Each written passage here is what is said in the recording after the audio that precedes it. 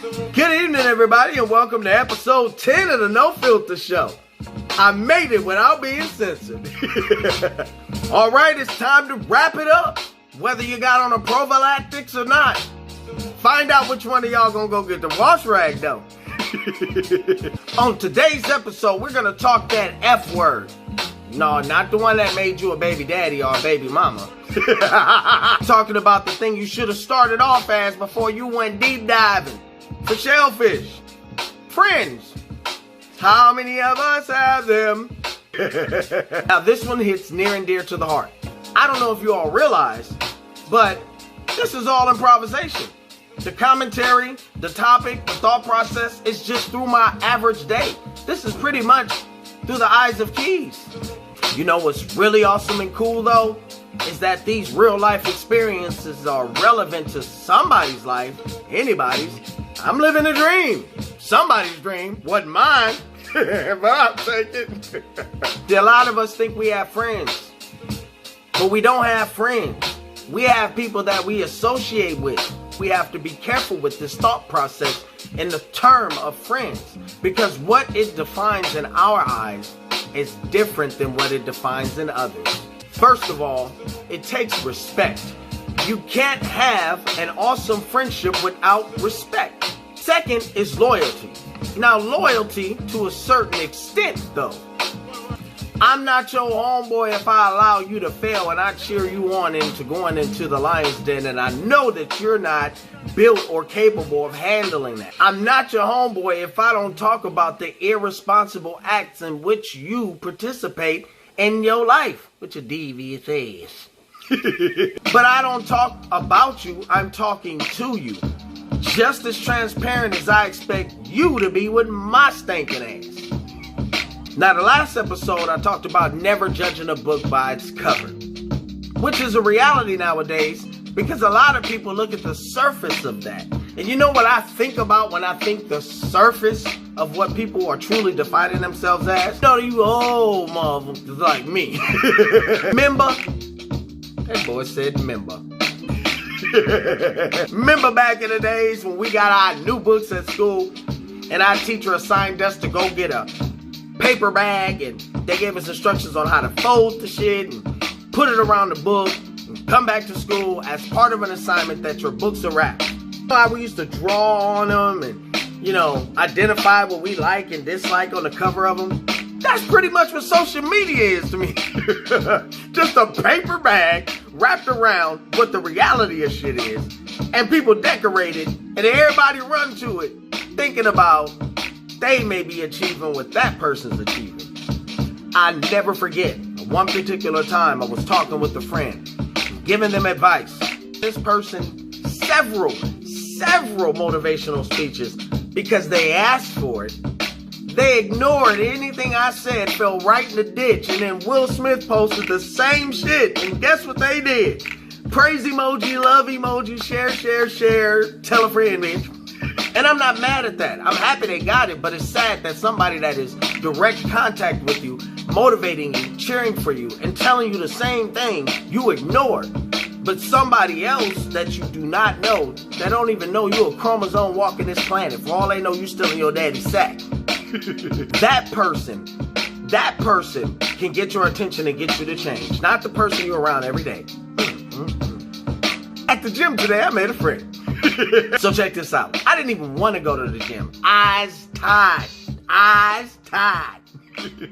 But something in my spirit kept telling me you're needed at the gym. So I set my things up, did a couple rep sets, had a brief conversation with a gentleman. Pardon me, y'all. I tried avoiding smoking my DeJorme clothes. Shout out to DeJorme clothes. I don't advocate, but it is my vice. But anyways, I set up all my things to get ready to do my rep sets. And a simple remark sparked a conversation that was deep, y'all. This gentleman I salute. He served this country and I give him props because I couldn't have nobody standing in my face telling me what to do. As a matter of fact, I already survived a war. It was called 1988-89-ish through the 90s in East Oakland, California during the dope era. No weapon formed against me. This prospered. The gentleman and I got to talking. And the more we talked without exposing his business, I realized how much the war impacted him psychologically. Now, what the hell do you mean by that, boy? And by that is he was highly functional in the gym and had a great conversation that I didn't know this man was dying on the inside. I didn't know what he was going through. And he came to me and he said, God brought you here because I've been praying to try to figure out what I should do. I felt stuck. I don't get no bright ideas, motherfucker. And I was there for him to let him know, bro, A, you doing better than you think you are. B, your circumstance, you're already in control of. And that moment when he had that epiphany, he paused and he looked at me and he said, I'm more in control of this situation than the opposition is. Ah, shucks, that boy on to something, ain't he? Now, I didn't know that man from Adam, whoever he is. But I took time out to understand where he was coming from. And as I was driving home, it tripped me out because I was like, every time this man sees me, he's going to think of that moment. I have friends, real friends. So when people hear this verse to this beat, I don't want any of you to get in your feelings. I want you to understand that I am helping people to understand in your circle, pay attention to real friends versus associates. Oh, this is these peel pineapple head motherfuckers. We are all priceless in the eyesight of he. And I say he not in the form of a particular sex, in the form of a being. Something like an alien.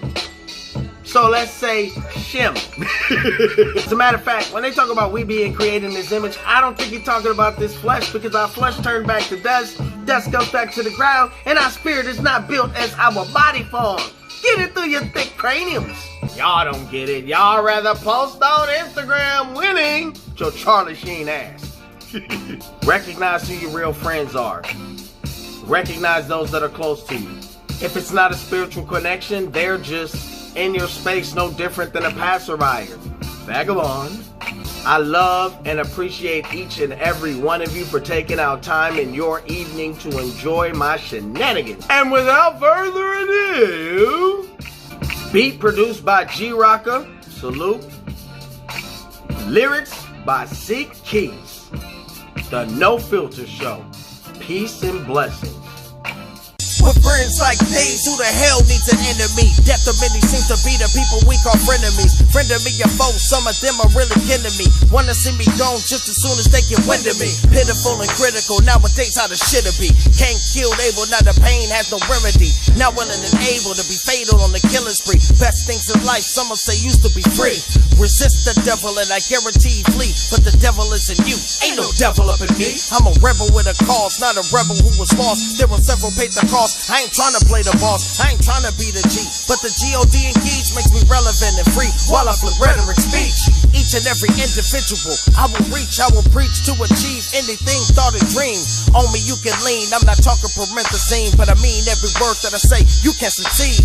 Jealousy and greed, ever since Adam and Eve picked the apple from the tree, meaning sin for